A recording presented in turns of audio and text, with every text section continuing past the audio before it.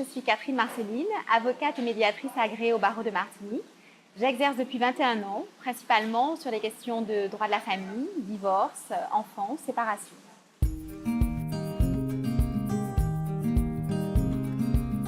Donc avocate et médiatrice, et aussi une femme passionnée par la culture et l'histoire, et également militante.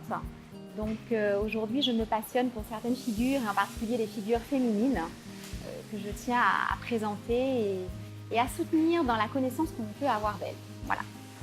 Donc, très militante et passionnée de culture. J'ai prêté serment il y a 21 ans et depuis quelques années, 3-4 ans environ, je pratique en plus la médiation et tout ce qu'on appelle les modes amiables de règlement des conflits parce que j'ai eu envie de développer une pratique différente plutôt que d'être systématiquement dans le conflit avec mes clients, c'est de pouvoir les aider à en sortir.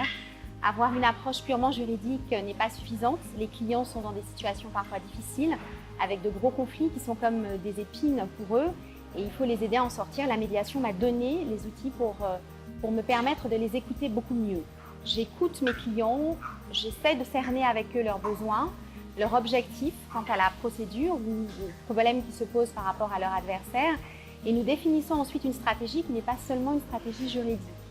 Et c'est vrai que ça m'a permis d'être beaucoup plus proche de mes clients, d'être beaucoup plus attentive à leurs besoins, à leurs souhaits et de sortir de cet aspect purement technique et judiciaire de façon à les rendre, je dirais, vraiment autonomes dans leur dossier. C'est une façon pour eux de reprendre le pouvoir aussi sur ce qui se passe, sur leurs conflits, sur les émotions. Et ça m'a donné une pratique beaucoup plus riche, c'est vrai. Je constate que nous avons beaucoup de mal, nous les femmes, à nous mettre en avant et à expliquer ce que nous faisons vraiment du mieux que possible. Surtout, mettez-vous en valeur, donnez ce que vous avez du mieux possible et permettez à d'autres justement d'apprendre par ce que vous avez vous-même vécu. Et ce que j'apprends aussi également, ce que je transmets aussi, c'est que parfois il faut savoir y aller à son rythme et donc un petit pas chaque jour, faire du mieux que l'on peut, mais un petit pas chaque jour. Et comme le dit le proverbe chinois, un très très long voyage a commencé par un premier petit pas.